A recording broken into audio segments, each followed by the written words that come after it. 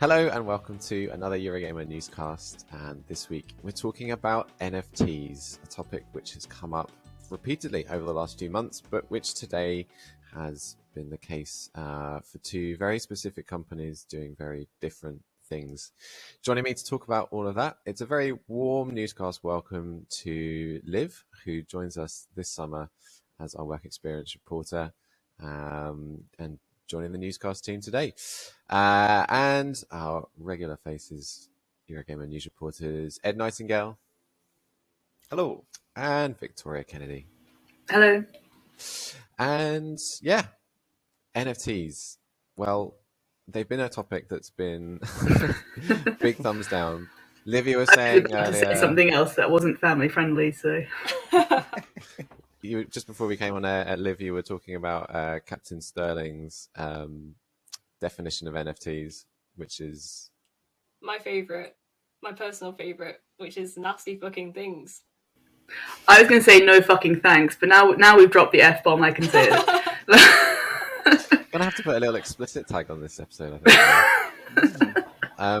Yeah, but not everyone disagrees with us. I think, yeah, we're all universal in the fact that we don't like them and their planet-burning crypto technology. But Minecraft today has come out and said that actually they agree and they don't want NFTs in or adjacent to Minecraft or anything to do with sort of the mod scene and the huge creative community that's brought up. The other angle to that is today we've had the announcement of Final Fantasy NFTs. It's Final Fantasy VII specifically, isn't that right, Ed? It is, yes. It's for the 25th anniversary of the game. Yes. Maybe let's get to Minecraft in a second, because I think that's maybe the less juicy part of all of this, although it is interesting why they're coming out and saying all this stuff now. Let's talk about the Final Fantasy NFTs. What are we getting?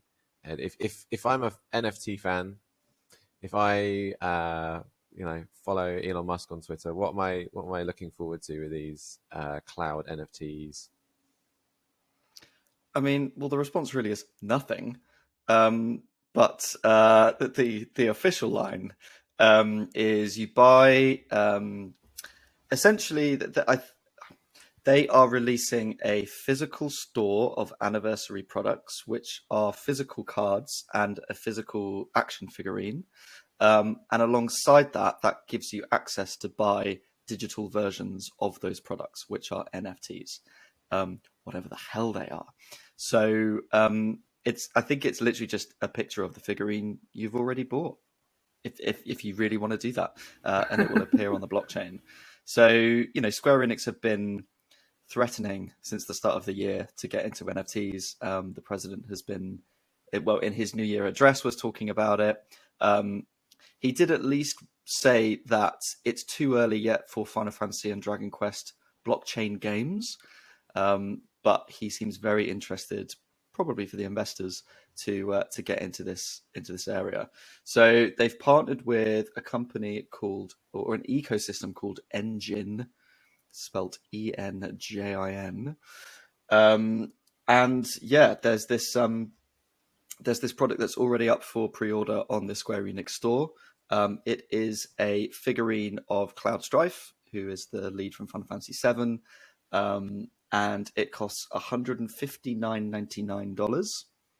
And then alongside that, you get a ticket that you can redeem for a digital version, which you can enjoy on PC or smartphone, or you can just enjoy the picture on the internet that's already there.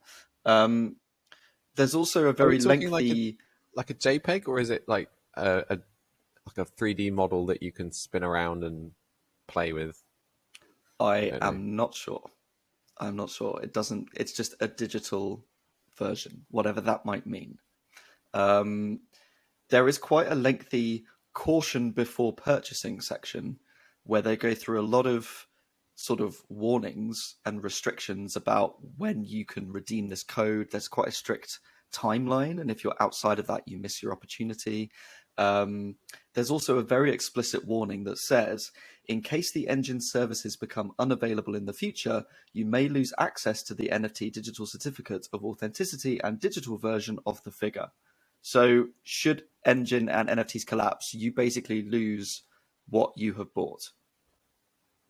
And Square Enix can't do anything about that. With this NFT, is there just one of them and there's a window where you get the chance to like bid on that one? Or is it like anyone can get any number of them?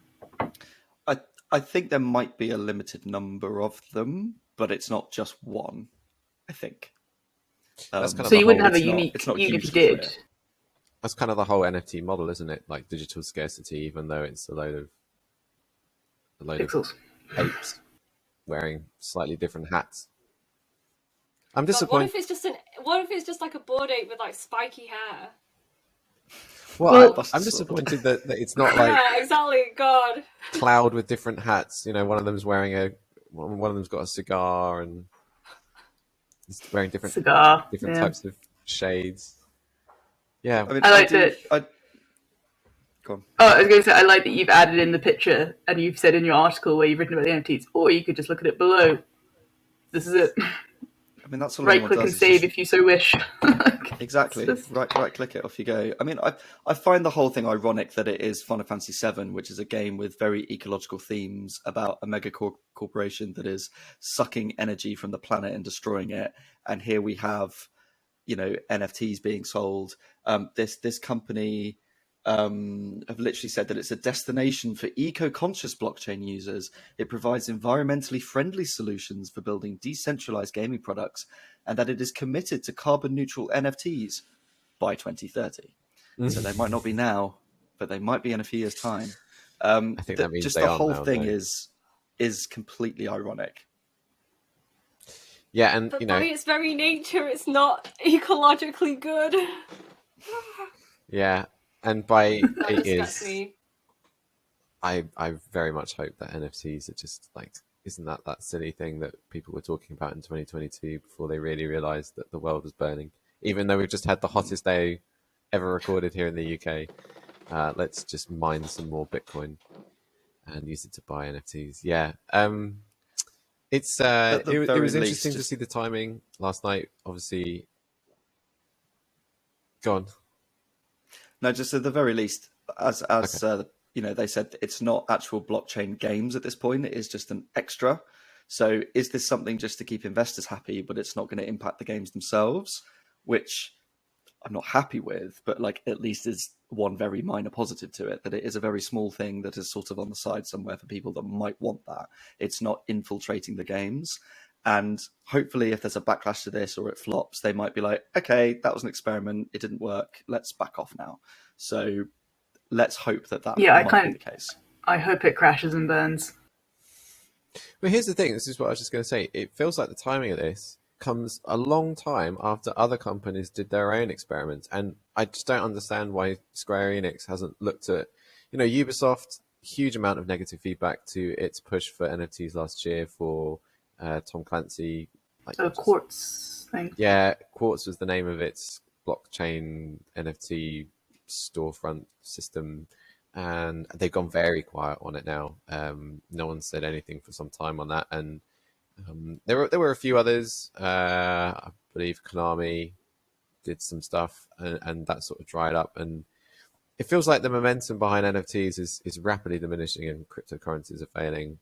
Yeah, we've had some very high profile, obviously Troy Baker had his big don't hate, create thing earlier in the year, and he quite quickly backed down with his tail between. Well, maybe his tail wasn't quite between his legs. It's Troy Baker, but he I don't stopped want to know that. where Troy Baker's tail is.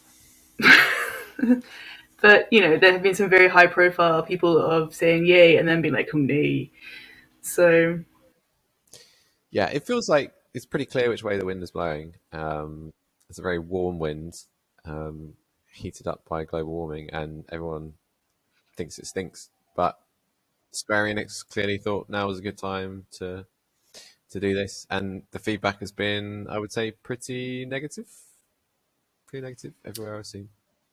Yeah, I mean, whether that be the comments on our own article or on socials, no one seems to be happy with this. And I think a lot of that also comes from this being Square Enix. It's such a massive company, such a beloved game series, such a popular game, and so to put NFTs alongside that is just going to bring so much negativity to them.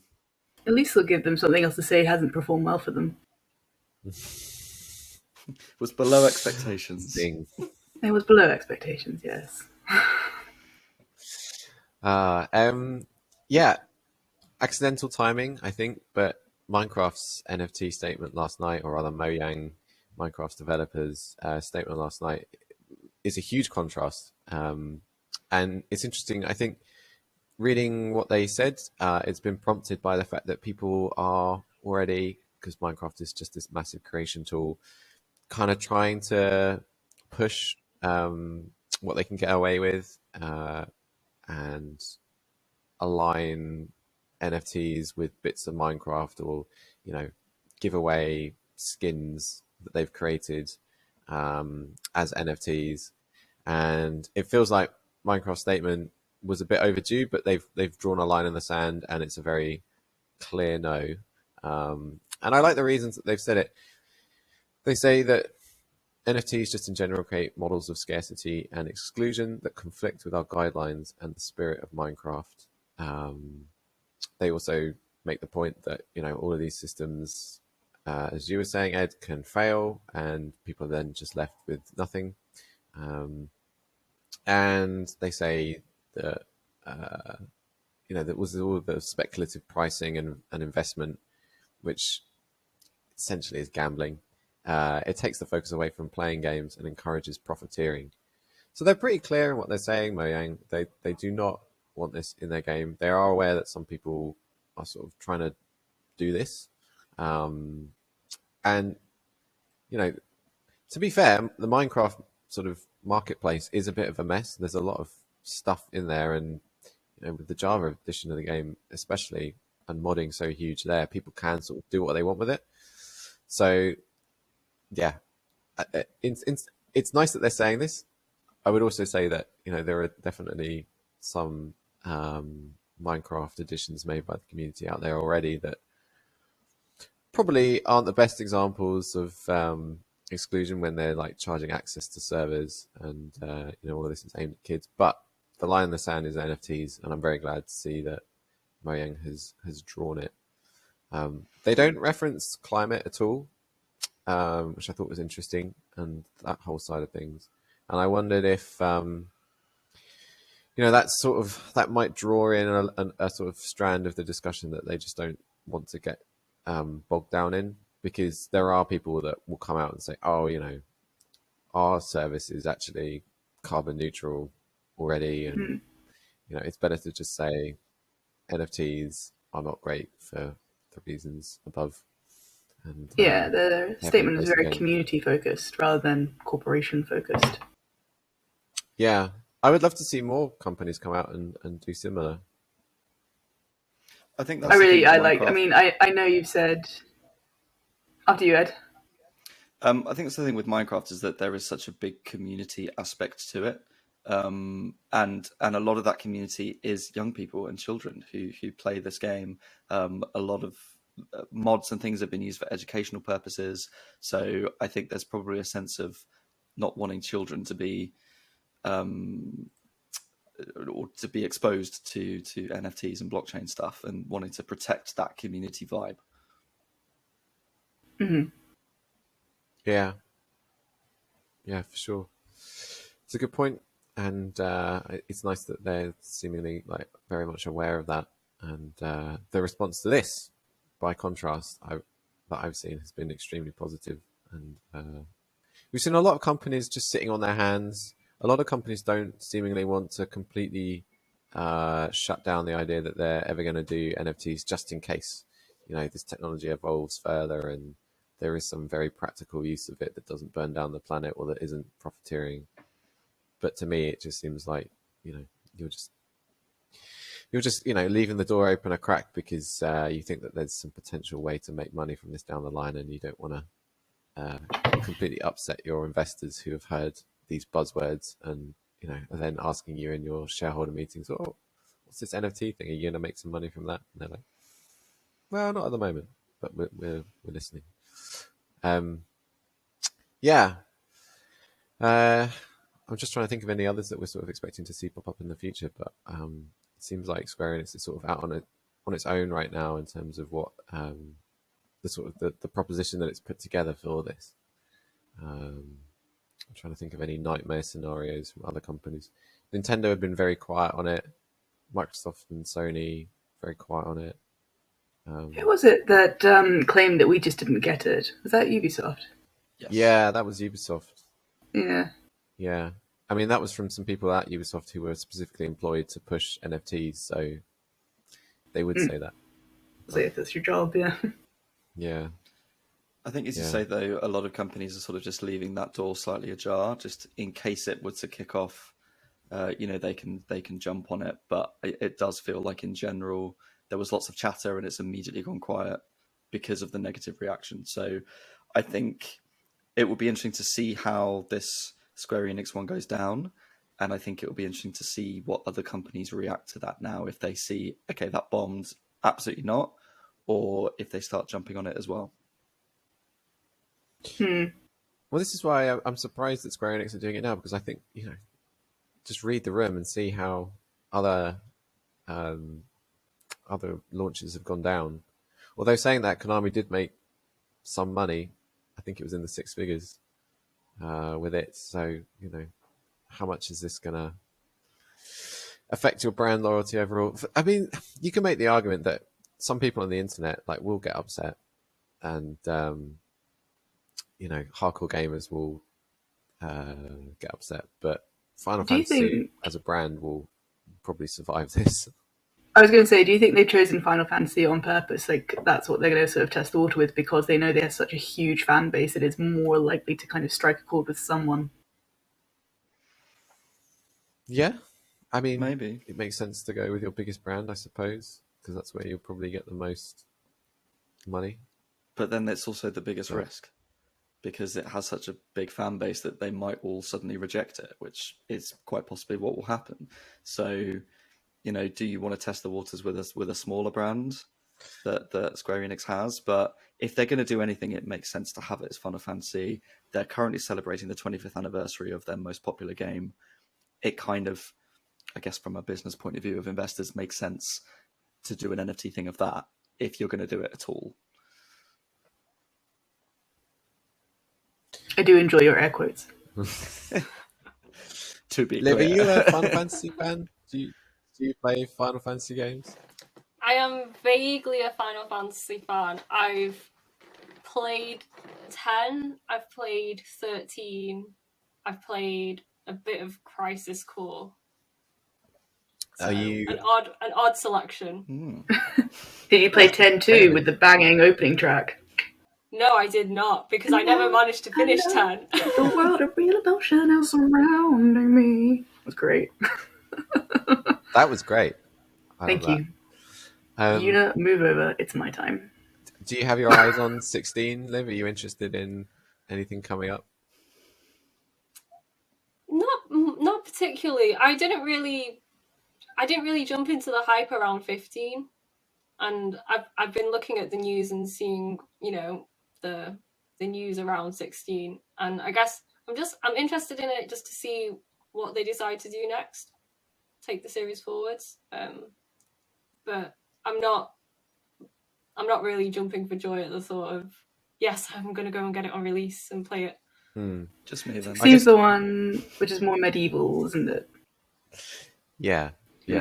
I guess the reason I ask is, if you were really pumped for 16, would the fact that they're doing NFTs now, would that put you off, Liv? Or at the end of the day, it's a game and companies have questionable business practices, and you still want to play the game. Would it put you off? See, I think it's a tough decision, because I don't think that, well, from a personal point of view, I would get put off. I would sort of want to retract my support for what they're doing, because I don't agree with NFTs in any way. But it's difficult, because you know, even a lot of people sort of putting up a resistance to this and saying to Square Enix, you know, we won't support you if you go forwards with this.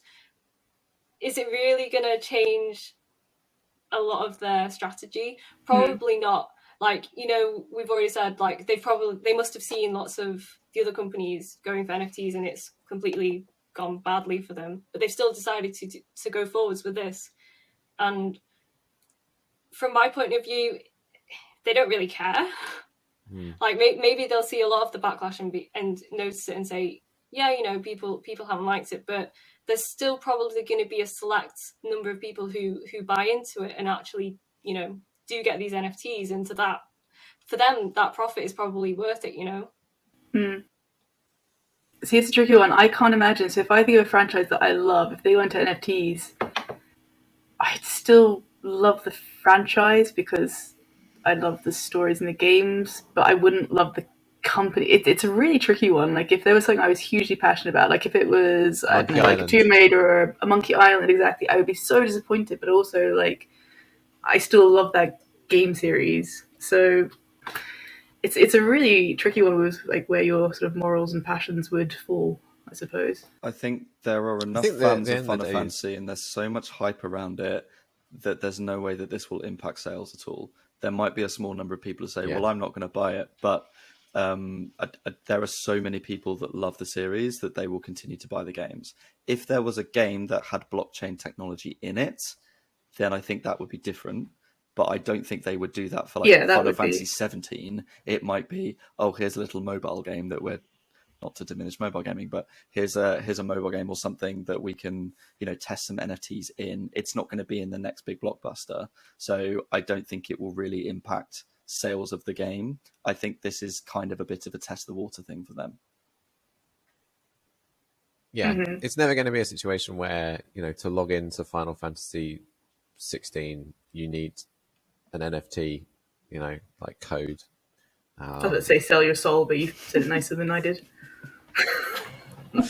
It's just it's this fringe thing that they're doing that will probably sell to a couple of thousand misguided people on the internet, and they'll take some money and leave. But I would hope that the negative reaction that they have faced over the last 24 hours will give them a moment to consider the damage that it does to their brand in the long term if they carry on doing this.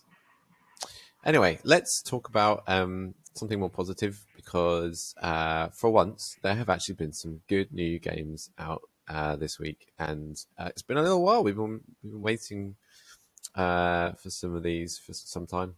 I would love to talk a bit about As Dusk Falls, but although despite the fact that I downloaded it this week, it's on Game Pass. I think it's probably going to be my cup of tea. I have yet to boot it up because I also downloaded PowerWash Simulator, and that is taking over my life. That is also on Game Pass, and it just speaks to me in terms of like satisfying, slightly OCD tidying, which I find quite soothing. If you've not heard of it, it's a game that's all about, well, power washing things, from small items such as motorbikes and trucks to bigger projects like entire houses or like play parks. And as you go through the campaign, there's a very small story to it. You can upgrade your equipment and get slightly better nozzles so you can stand and waggle your power wash thing a little bit less and still get the same level of power. It's fun. And there's also some like really wacky stuff in there too. Like if you don't want to play the campaign, you can just go off and play these little vignettes for like, how fast can you do this? How little water can you use, which is environmentally friendly. And one of those is set on Mars, and you can go and like spray clean the Mars rover that's on Mars and trundling around at the moment. And there's like a steam train out in the desert that you can clean as well. That looks a bit like that Mario Kart 64 level Kalahari Desert. Yeah, it's that is Kalahari. Yeah. It's a very compulsive game, and yeah, it's on Game Pass at the moment. It's probably not a game that I would ever have spent money on, but that is one of the reasons I love Game Pass. Ed, you actually have played as Dusk Falls. If you're watching this and have read the website recently, you probably know. Ed, you went to see the developer. Yes, Interior Night. They're based in London. And yeah, it's headed up by Caroline Marchal, who used to work for Quantic Dream. She was the lead designer on Heavy Rain, and now has set up her own studio, which is very diverse, very inclusive. It's a story that is that features a much more diverse range of characters, that is trying to be very authentic. So quite different to some of the stuff from Quantic Dream, but similar in that it is still a narrative game. One of the things alongside that inclusivity comes, well, firstly, accessibility options. There are loads of accessibility options in it so that everyone can play it. But that's a major thing they're trying to do as well in terms of multiplayer. So the idea of this is it's not just you sat experiencing a story on your own. It's you and your friends, your family, your housemates all getting together on the sofa to enjoy this episodic content like you would a TV show. But you are leaning in, you're getting involved, you're participating in it. And a lot of the control is actually done either from a controller or you can do it on your phone. And you download a free app that goes with it, and you use your phone, the touchscreen, to move a cursor on the screen, to choose dialogue options, make story choices, things like that. So it's really sort of, dropping the barriers to entry so that anyone and everyone can have a go at playing this game that is just a really good story. And that's what the team really want people to enjoy. So I was able to play the first chapter of the preview. I haven't played the rest yet, but it was a lot of fun sat on a sofa, just, making story options. And it tracks your choices as well. So it will, even though you collectively vote on the most popular option, it will track your individual choices and then gives you sort of a personality trait and a set of values at the end of each chapter. So it can be like, you focused on safety, or you focused on family. So it's almost like a glorified personality test, but you get a really good story that goes with it. See, I really want to give it a shot, but I would want to do it with someone with me, and at the moment I don't have that. So that's the only reason I've not downloaded it yet from Game Pass, because I think it looks like, I love the art style of it. I think it looks really interesting. Yeah. But I don't have, not that I don't have friends, that sounds really like a big sob story, but I don't have anyone with me to play it, and I want to have that interactive element to it. Yeah, you can play it online, and there's also a Twitch mode, so you can play as a streamer and get your chat involved in making choices. But I think the optimal way of playing it is probably with people in a room together, local co-op on a sofa.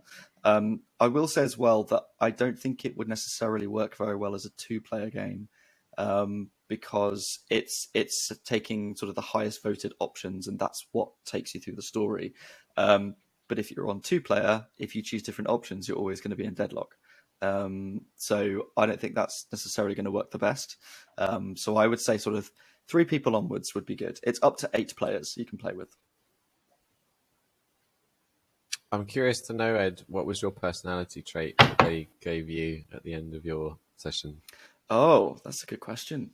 I think mine was sort of personal safety or something. So I'm probably quite selfish and just sacrifice my family, but I can't quite... Look out for number 1. Oh, yeah.